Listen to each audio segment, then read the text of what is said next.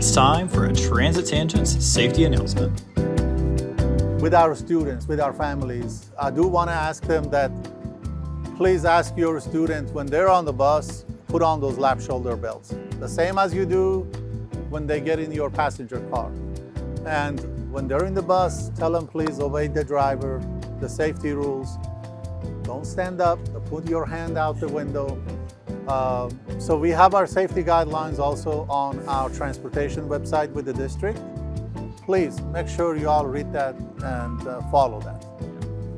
Welcome back everybody to this episode of Transit Tangents. My name's Chris. And I'm Lewis. And today we are at the Austin Independent School District's Southern Bus Terminal. Here with a very special guest, Kris Hafezizadeh. Thank you so much for being here this morning. Thanks so much for having me. And welcome to our district, welcome to our bus terminal. This is one of the three that we have. Yeah, so just starting off, easy question right off the top. You've been in this position for a little bit of time is what you're telling me. How many years? I've been here now 21 years. 21 years, which is really impressive tenure. Well, thank you. Over that time, how have you seen ridership in the district change? And can you tell us any sort of things that factor into those trends in ridership? Sure. Well, basically, on average, we transport 20,000 students per day, right? That's to and from school. That doesn't even include after-school activities, field trips, athletics, things like that. With the exception, of course, the COVID years, when we were, when we had education for our students remotely. And other than that, about 20,000 students per day. So there are many factors that we have ridership, right? We provide service based on our transportation approved policy, who is eligible. Our district has 73,000 students. Out of the 73,000, about 36,000 are eligible for transportation. Out of that, then not all students ride school buses for many reasons they may have. So we transport 20,000 of those every day. Right. I'm curious, from before COVID to now, was that number, do you think, higher than the 20,000 before COVID and less kids are riding the bus today, or is it kind of been about the same? Well, it is a little bit lower because about 10, 12 years ago, our district had like 86,000 students. At this time, we are about 73,000 students. Okay, so number of students has gone down in general as well. Yes, when your enrollment goes down, of course, does affect many other things, including transportation. Right. But at this time, we are still sitting about 20,000 per day. Gotcha. And then you said roughly 36,000 were kind of eligible of the 70,000 or so. Is the eligibility in a sense of just like physical locations, like if some people live far enough away, are they not eligible, or is it the opposite, almost like kids who live within a mile of a school or something along those lines? We have two policies who can be eligible, right? And we have all this information also on our website, Austin ISD. First, to be eligible for transportation, you gotta live 2 or more miles from your neighborhood attendance area of school. Right. Number 2, if you live less than 2 miles and your walk to the school is hazardous, then you become eligible. Right. Now, this is the policy for our students. We also provide other services, i.e. for our special educational students. Per their program, they need to be provided. We import them and we provide as required. Right. Cool. We do also have some trips that we may go like to the school districts around us. Right. Per McKinney-Winto federal law for our homeless students. We also have those programs as well that that they are legally eligible. Right. I'm just imagining that you all have some really fun maps when you're like planning all of these routes in the beginning of the year, of like these people are in, these people are out. I feel like those maps are probably pretty fun to look at. Well, actually, when I started in transportation back in 1989. I Okay. don't think any of you guys were I wasn't born yet. Yeah. around that time. Yeah. That's when we did with pencil and maps. Yeah. Well, we don't do it like that Right, anymore. right. We have a very nice technology, like it's an automated system. Yep. We have a transportation software that we are able to import all the students' data into our transportation software nightly. So when the scheduler goes to work in the morning, they can see who's eligible, who's not eligible, and route accordingly. And that also helps us, other than being effective, it keeps you to be efficient. Right. So they know, so they can figure out not to add a brand new route, which is very costly. Right. See if they can work like a chess game. Right. To see how to move things around to make sure we can provide the service for our kids, at the same time keep us efficient. Right. Are those routes electronically transmitted to the drivers in the bus, or how is that information conveyed to the driver? Well, two ways. One, for all of our special education buses is exactly that. We have tablets installed on those. When the scheduler creates those routes, automatically overnight, not at the same time, overnight gets exported to those tablets inside of each special ed buses. I can take you to one, you can take a picture of it.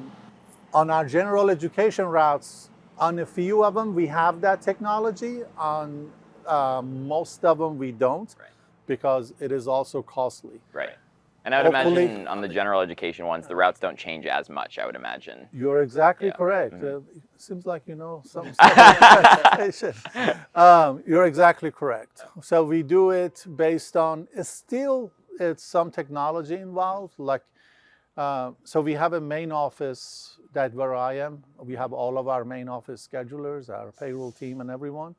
From there, the terminals do not create routes. They do not adjust routes. Right. It's all central.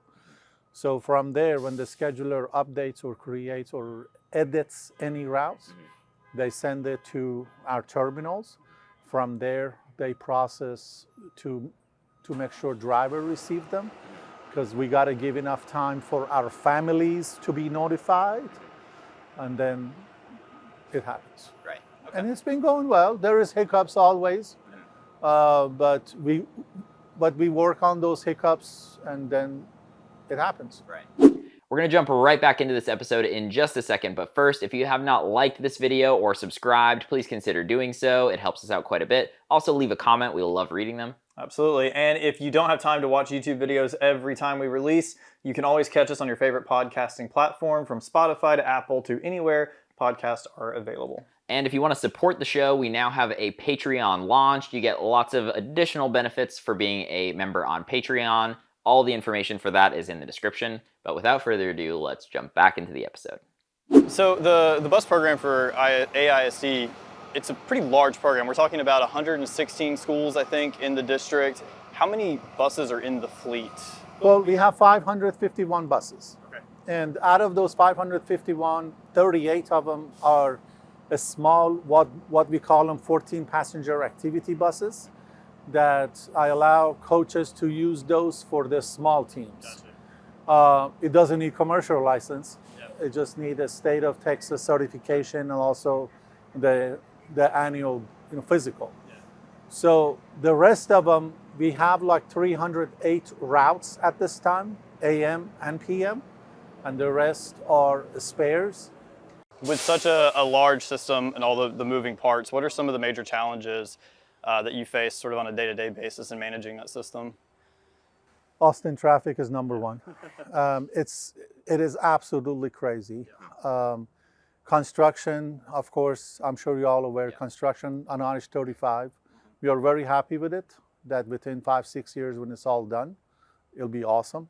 Construction in the Oak Hill area, 290 and the 71 area, we have many routes over there. Right. The number one thing for the whole school district, not only for transportation, is our funding, right? We are in a deficit. So one of the biggest challenges we have, that Austin ISD pays the highest recapture back to the state. For those of you not from Texas, recapture refers to a funding mechanism where the state can redistribute funds from wealthier school districts to those that are less affluent. Right? We pay about 700 million every year back to the state, which is about almost half of our total revenue. So there are many funding challenges at this time, and our district looking into different strategies to offset our cost, our deficit. You mentioned like obviously the bus is dealing with traffic, but obviously one way to just help alleviate traffic in general is actually to have more kids riding the school bus. Something that I see quite a bit when I'm out around town, and we've actually had someone come up and ask us, like, you should do an episode just about this, but it feels like more and more parents are actually driving their kids to school, and you see these, I'm sure you've seen them, like crazy school drop-off and pick-up lines and processes, and this is gonna make me, I don't know, like when I was a kid, like I feel like way less kids were driven to school. I don't remember that being a thing. Like I remember reading, I think I sent you an article, it was something like 9 or 10% of morning commute traffic in general is from parents driving their kids to school. That's true. Yeah, that's true. That's a crazy number Well, when you think about it. As I said, about 50% of our total population of the students are eligible for transportation. Our policy is also based on the funding formula from Texas Education Agency. Right. Anything outside of those funding formulas, it needs to come from the district. Right? So at this time, because of the deficit and many other things, that's what we are capable to do. Sure. But your point is very valid, because we do have, so other than the traffic, so what happens in the afternoons? In the morning, they said drop and go. In the afternoon, what happens? We have line of cars. Waiting. Of course, in the 100-degree, they still got to have their car on, which you're idling. It's not good for the environment in front of our schools, other than the traffic aspect of it. With the traffic situation, with the schools, my department, our district police, and we have a safety team that we go talk to the principal for different strategies that we are able to do. Like changing the direction of travel between parents and buses and walkers and bikers to see how we can help with that. But changing the formula of providing transportation, it will add more to our budget at this time. So we always have been hopeful that the formula of transportation for providing funding can be changed. No, that makes sense. One example. One example. My budget is about 40 million. We get about 5.8 million from the state. So about 35 comes directly from the district. Right. No, that makes sense. And you mentioned too, I mean, and I want to tie in the electric buses here in a second. We have one behind us, but you mentioned all the cars having to sit there in the air, in their air conditioning, idling. So obviously you've got the environmental factors there. It also can be dangerous for kids who are walking or biking to school if you're navigating a sea of parking, cars parked all over the road, people pulling in and out, which is a safety issue. On the environmental end, you've been adding electric buses to the fleet. We're in an area right now where there's a couple chargers. You can see one right over Kris's shoulder here. We'll definitely get some more stuff to, that's really showing it off. A Vanna White moment. Can you talk about how the implementation of some of the electric buses has gone and some of the kind of positives and maybe negatives that you found as you're kind of moving into trying electric buses? Sure. Well, the idea of electric buses, of course, there is no question. They are zero emission. So they're the cleanest method of transportation. No question on that.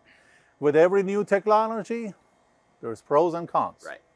So we are at the earliest stage of electric school buses. The same thing for electric transit buses.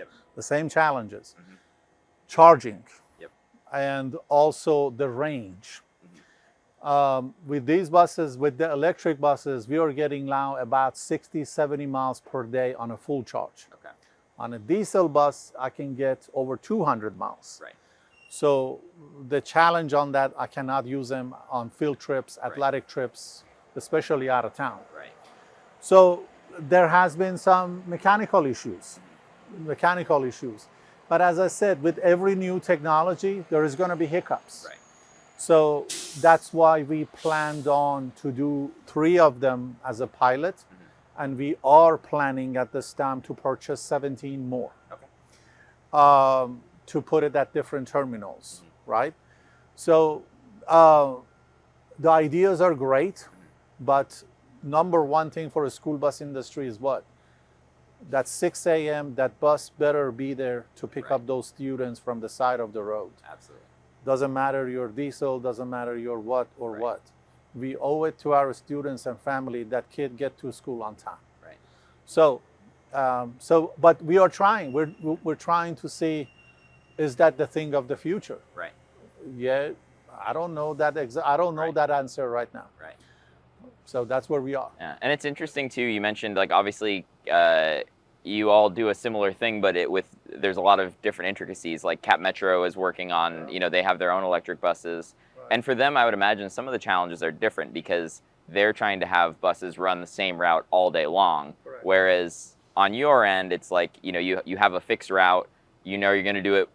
Maybe I'm simplifying this, I'm sure, but you're going to do that route once in the morning, once in the afternoon. The bus can come back and charge in between. Once the range and the mechanical stuff is all figured out, it feels like it could be almost a better solution for school buses than it might be for a transit agency. But obviously, there are still plenty of challenges that you all are dealing with. Well, yes and no. Yeah. Here's why. Because even during the midday, so we have 308, 312, I said, AM and PM routes. During the midday, we have about 130 routes. Okay. Wow. On average, every year we do about 7,500 athletics field trips. Our athletic field trips, like especially during football season, Right. They go till midnight. Right. Yeah. And they Because probably by the go time long game distances is over, too. Yeah. Because like say we have like our big high schools, when they take their players, their band and stuff, we got to provide like 25 buses. Right. Yeah. 20 buses. So the fear would be, it's just that. If the electric bus does not have enough range, then we got issues there. We got issues there. In the long term, the technologies could be at the stadiums, have charging stations, things like that. When the other biggest challenge is the cost of an electric bus is $400,000. Right. The cost of a diesel bus is $140,000. Oh wow. Okay. So the funding on that is huge. Yeah, there are grants available, but even with the grant we got from feds, it covers only 50%. Right. And in time, I would imagine those numbers start to level out Hopefully. as electric buses become That's the more idea. widespread. But I mean, That's the idea. in the future too, it really feels like, you're still making a big impact by having a chunk of your fleet become electric and still having diesel buses for those long haul routes and everything. But I'd imagine it's nice to have all of the buses be the same for maintenance purposes too. So, that's all that sort of stuff. Well, But, so I've been in transportation now 35, 36 years. I do have a handful of years left, and but still, I love Austin. Yeah. It doesn't matter I'm here or not. Yep. I do want to see when I'm 80 years old at a golf course, I do want to see still school buses rolling. Yeah. So it's just that. It's just the care for Austin as a whole, as a community, as a service to our students. What's the right thing to do? Absolutely. And that's what we're trying. Yeah. I also love this topic because this is sort of an introduction to transit for kids. Like that, I grew up in Alabama. This was transit to me. This is the only experience I had with any type of transit where I grew up. Right. So, You didn't have a city bus. You didn't no, have a there was no train. city bus. Yeah, there was no train. There was no other Wow, way to what get town around. were you? I was outside of Mobile, Alabama, pretty small area. But this was my intro to transit, and I think what really kind of got me interested in it, and then that interest grew over time. Yeah, So this is nice. awesome. Thank you again so much for taking the time. This was a great conversation. And is there anything else you think you want to hit that we might have missed, or? Well, one of the safety aspects for us is just with our students, with our families. I do want to ask them that please ask your students when they're on the bus, put on those lap shoulder belts. The same as you do when they get in your passenger car. And when they're in the bus, tell them please obey the driver, the safety rules. Don't stand up, put your hand out the window. So we have our safety guidelines also on our transportation website with the district. Please make sure you all read that and follow that. Yeah, awesome. Well, thank you all so much for watching. Thank you all so much for watching. Thank you so much for taking the time too. Thank you. And yeah, we really appreciate it. All right. So huge thank you to everyone at Austin ISD in their engagement department, and to Kris. And if you have not liked the video already or left a comment, please do so. Also, if you want to support the show, the best way to do so is on Patreon. Lots of different options to choose from there, and we provide all sorts of different things, from early episodes, ad-free episodes, extra bonus content, access to our members-only Discord server, and a whole lot more. But without further ado, thank you all so much for watching, and enjoy the rest of your Transit Tangents Tuesday. Yeah, I'm saving that dough. Public transit's where it's at. Watch me go. Hey everybody, and welcome to this episode of Transit Tangents. My name is Kris.